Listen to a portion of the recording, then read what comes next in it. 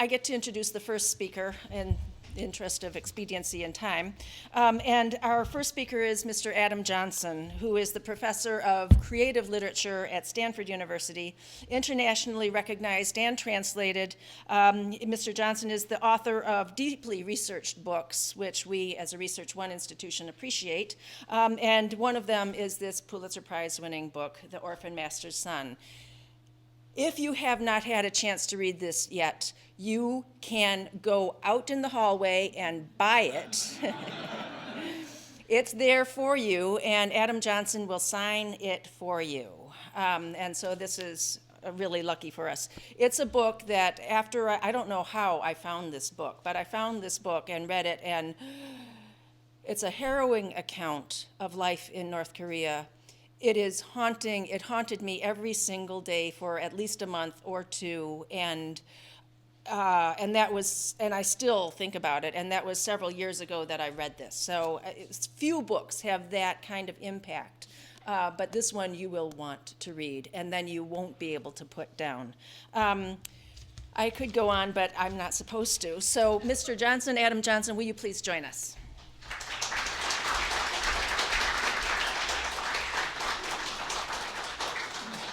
Thank you for Catherine Burnett for having this programming tonight. I think it's a very important topic, and I'm heartened to see so many people come out here tonight. We have, officials from two administrations to come and speak to you. We have artists, and we have the voice of a North Korean here tonight. I think that voice, personally, is the most important voice. And I'm a fiction writer and an English teacher, and I'm going to talk about a work of imagination just for like 20 or so minutes. And but I don't bill myself as an expert on North Korea. I don't think I know anything that you wouldn't know if you didn't become fairly obsessed and study it night and day for a number of years. And so most of my information was out there, and there are people you can find. And I think it's a lot easier to find good information, that you can trust, and of course the narratives of people from the Democratic People's Republic of Korea, than when I started in 2004. Who here has been to North Korea? Anyone in the room? One. We're gonna hear from her tonight. You never know. I speak in a lot of places, and I always like to ask if people can share their experiences. I think. When I talk to people who've been there, I always ask what year, because it's a place without a rule of law, right? And that it's governed by caprice and fiat. And it's a different place every year based on the stories I hear of people who are allowed to visit and return. I'm a white guy from California, and a question I've asked myself a lot is, how did I end up writing about an experience very far from my own? How do I measure the representation of that experience and the truth of that experience? I'll say that in 2004, I've always been interested in narratives of experiences that are other than mine. And I have a journalist background, and I've always been drawn to voices you don't normally hear. And whatever that voice is, honestly, it kind of offends me when there's an absence of humanity somewhere.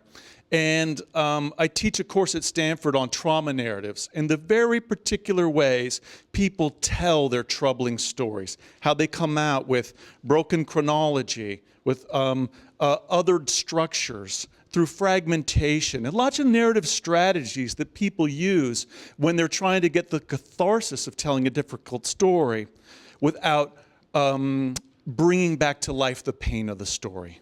And telling a story in a nice beginning, middle, end is a story that will conjure the power of structure, the power of voice, the power of language, the power of causality, of chronology, of scene selection, of the balance of past and present, of memory, of all of these things. And so I've always kind of noticed that people who have difficult stories play a game in their narratives in trying to share that. And so I taught a class in 2004 about books that exemplified this, and I picked a book I hadn't read. I always do that, thinking it would have these elements, and it was the Aquarium of Pyongyang by Kang Chol-won, which is a narrative of a man whose family went into Camp 15, Yodok, and for me, like, the very rarest narratives in the world are the people who get out of like Kwanli-so camps in North Korea, then make it out of North Korea, and increasingly one of the most difficult things is to make it out of southern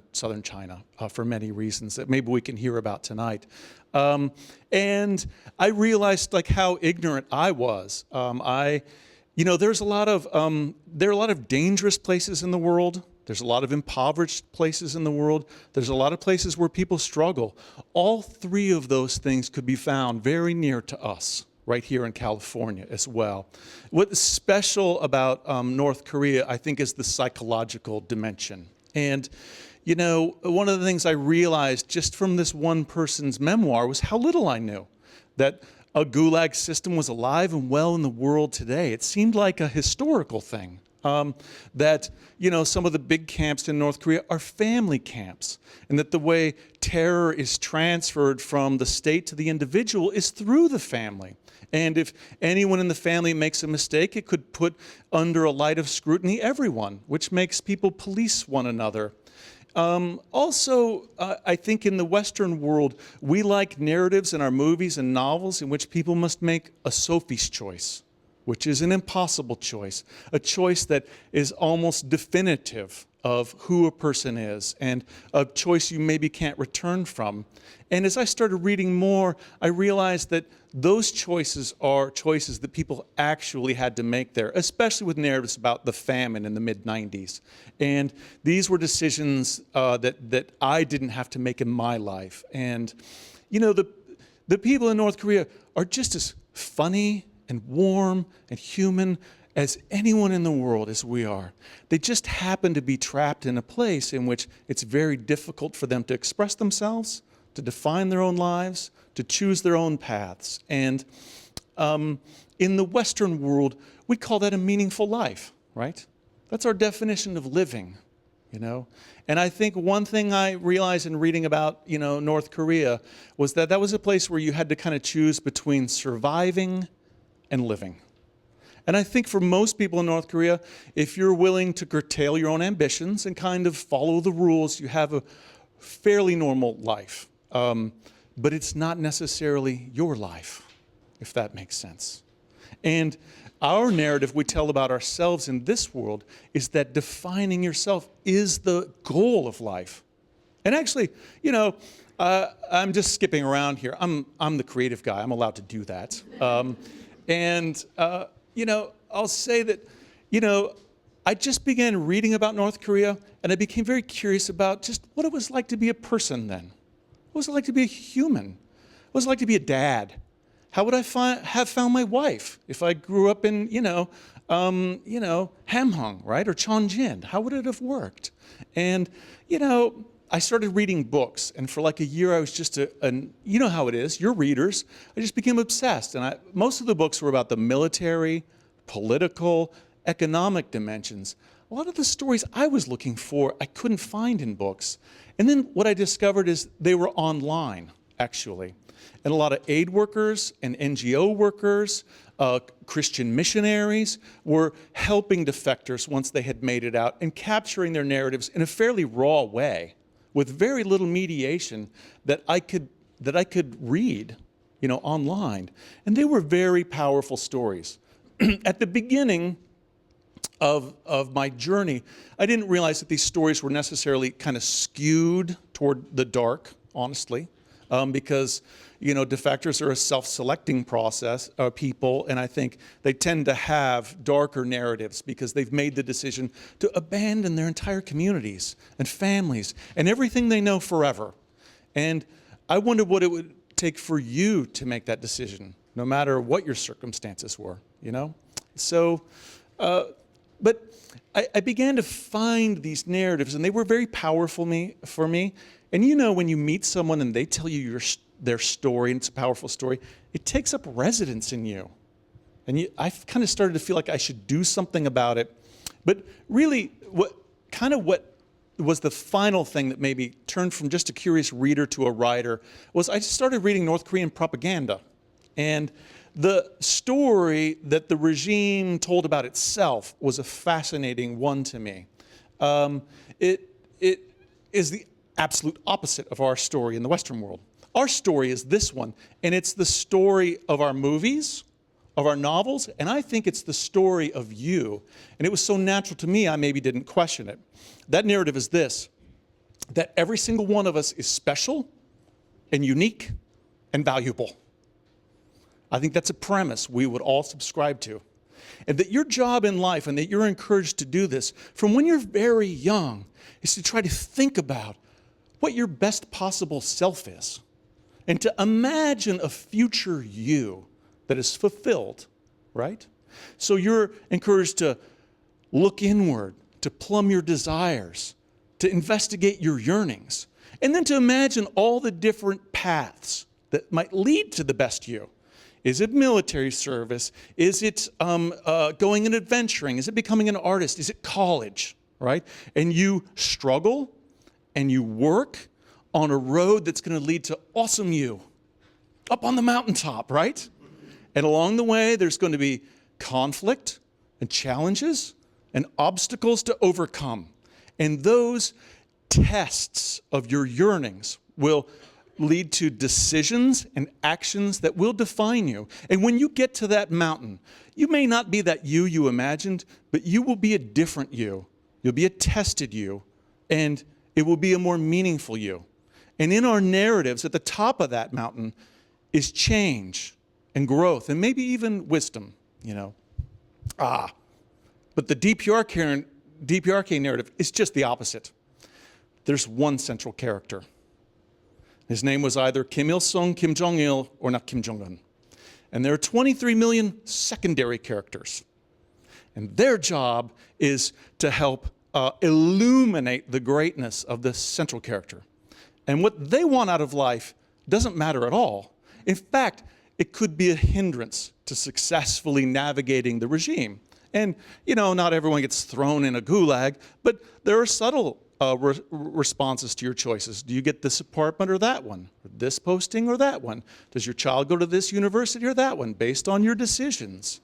And so here's a place in which people are not encouraged to become their own selves, and they have roles to fulfill. And that was utterly fascinating to me, and it made me question my own narrative, which I honestly never had, really. So as a writer, I was quite fascinated. Also, just again, confronting my ignorance about Korean American students, Korean and Korean American colleagues I worked with. I realized I did not know that much about the history of the peninsula or the Korean War. My country, America, made a TV show about it. What's it called?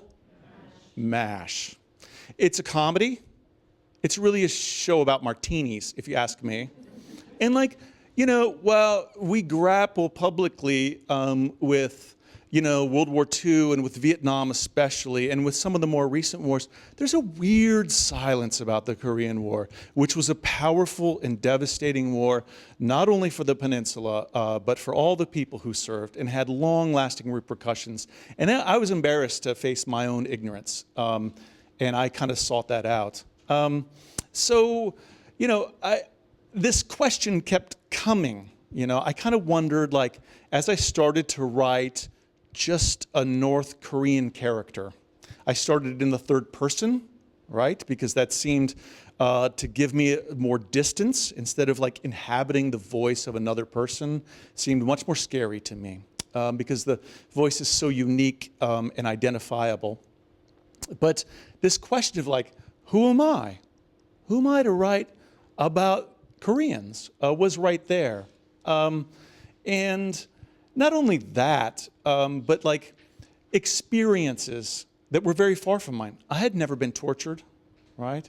I think that is a very discrete experience, and you probably cannot have any authority on it unless it's happened to you, honestly. That's my thought on it. If you're curious about narratives of torture, Elaine Scarry is like, her book, The Body in Pain, I think is one of the great books on that. Has anyone ever read those children books by Richard Scarry?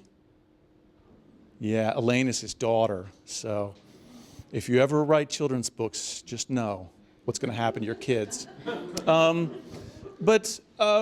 And you know, writing about the famine, a lot of the narratives that I was able to get were because so many people had left because of food insecurity in the mid-90s. And we don't have any real statistics on that, but we know it was very serious because of the number of people who left. The thing about writing journalism, you know, in North Korea is that all we have are like satellite images and human testimony. And these are stories that can't be confirmed. It's only through aggregate that we can come to trust a portrait. The journalist code means they must be able to verify everything, you know. You can see that the fiction writer is going to have an advantage, I think, in this, perhaps this one, you know, situation. Also, you know, like this experience of hunger, I tried it. You know, I happen to be lucky that in my life, as having a university job, we happened to not go hungry. You know, when I was a kid, we were on food stamps, but my mom didn't let me know it. She only told me later, you know. But I tried to go hungry for a couple days, and I walked around my house, and it really sucked. I really didn't like it. But you know what? My fridge was right there. My kids were like, just eat, you know. What I couldn't replicate was real food insecurity, not knowing where the next morsel would come from. And so, you know, again, this notion of like, how do I try to conjure experiences that are so far? These questions have never been answered. And if you're waiting for me to give you the answer, I don't have them. And they still reside in me now. But the more I studied North Korea and read North Korea, especially North Korean propaganda, the more another question came up to just reside next to it. One of the things is that I think most people here read books and value books. Books that question the human experience, that try to plumb our psychological depths, that try to communicate experience and profundities, that, and even big questions, or even hold a mirror to society. This is a society in which those books don't exist, except for the elites at the very, very top. Now, North Korea is changing, you know, and there are more narratives going in and movies and soap operas and things of that nature, but they do not have access to their own literary tradition as they do in South Korea. You know, you can go see a South Korean play in Seoul that's 800 years old, right? And see how Koreans have dealt with adversity in the past. But in the North, literature's utterly been erased. You know, the one human being we know of who made it out of North Korea, who actually wrote expressively there, is Jen Jin-sung, you know. And so there is, if there is an underground literary tradition where people are sharing stories and creating stories, we don't know about it yet. You know, Mr. Jang said he wrote, you know, utterly alone and never shared his work with anyone. So imagine a world in which you cannot, I mean, books are our principal ways of communicating human experience to one another, because one of the traps of being human is that you cannot enter the mind of another human being, right? Imagine being in a society where you cannot share experience through literature, right? And that all the literature you get is propaganda that glorifies the regime. One of the places they take you when you go to Pyongyang is the National Art Gallery. And in the main couple halls, there are 400 paintings that they walk you through. What is the subject matter of that art? What do you see paintings of? Oh my God, how many paintings can you see of Kim Jong-il? Looking out on wheat fields, Kim Jong-il on horseback, Kim Il-sung with all the young children smiling up at him, painting after painting after painting after painting. And they're great paintings. The North Koreans are just as skillful craftsmen as any one of us. If you watch videos online, they can play a violin like that would rival anyone on earth, but they're not allowed to express their experience or to make their own art, you know? And the other question that began to rise up was this notion of like, why aren't more people trying to help give voice to this place that doesn't have its own voice? Now, I'll say in this, the voices that we do have are the voices of people who've left the Democratic People's Republic of Korea. And I think one of the things I'm really happy about is that in the last few years, a number of memoirs from North Korean defectors have come onto the market, and there's like a dozen books you could easily access at any bookstore and read the experiences of people in various states there. And that's what I recommend. Barbara Demick's book, Nothing to Envy, I think is also a really masterful piece of long-term, long-form journalism as well. Those are the books I recommend first before maybe you turn to a novel. But this question of like a society on Earth in which people are not sharing art with other communities or with each other, and that's not allowed, like, offended me, honestly. And I will say that the stories of defectors that first I began reading online, interviewed by people I didn't know, like I'm sitting in my home in Palo Alto, right? Reading stories about people who've just crossed the Yalu or the Tumen River. And so I don't know the sources or the veracity of those stories, but they were very powerful for me. But I will say that they are still rare stories, and for several reasons. One is, I think, that people who make it out of North Korea, usually, it's my sense as an outsider, most people don't leave unless they utterly have to, unless their life is at stake or someone else's life is at stake. Because imagine having to leave your home forever and never getting word of anyone. Even if someone said, oh, I'll give you a flat in Paris, in the 4th arrondissement, but you will never, ever know what happened in your hometown, ever, right? So people don't do it unless they're under duress. So their stories are traumatic. I think they've been traumatized. I think people often have survivor's guilt after they leave because they made it out. They're free. I went on one visit to North Korea, and I did not expect the feeling that I got when I left. Actually, I was only there a week, and when I walked across the tarmac toward the plane that was waiting to take me back to America, like I got this feeling that like all these people I had met were stuck there forever. And I began like just weeping on those metal stairs. I didn't see that coming at all. So I can only imagine what people feel when they have to leave everything behind, when they're the ones who have made it. Also, part of survivor's guilt is the only punishment the regime has is to punish the people who are left behind. And this is, I think we rightly champion the braveness of defectors, but we don't often stop to think about that the leverage against their freedom are their loved ones. And there's plenty of examples of that happening. I do think it's a society in which people are trained their lives not to necessarily reveal that much. And I don't think they're necessarily in that state of mind. I think I don't want to typify too much. And some of the defectors I've talked to, and I'm not the biggest expert on them, talk about just wanting to look forward and start a new life and not necessarily look back. And in fact, a lot of the early memoirs of defectors were co-written with journalists who help people find voice, like Barbara Demick does, The thing that I had as a fiction writer that journalists didn't have was that I didn't have to verify things. For me, when defectors told stories, I didn't have to confirm them. I could feel the emotionality of their stories. That's what I was after. Not necessarily details of like whether the Tumen was rushing, whether it was frozen, or whether it was summer and it was shallow and they strolled across, right? The feeling of leaving is what I was after. So people's dreams, aspirations, nightmares, rumors, those were all valuable to creating a psychological truth. One of the big fictions of my book, I have a character, he goes and does lots of different stuff. He goes into tunnels under the DMZ, he goes on fishing boats, he goes to Pyongyang, and that was part of me just wanting to share with readers all the different portraits of possible lives that I had seen. And I think it's probably pretty rare that a person would go see that much of North Korea. In fact, there's a platform called Google North Korea that's curated at Johns Hopkins University. And I know the guys who run that, and they can check the IP addresses of people who go and visit this curated version of North Korea where every military base is tagged, every cell phone tower is tagged, every building is identified, where every subway exit is named, right?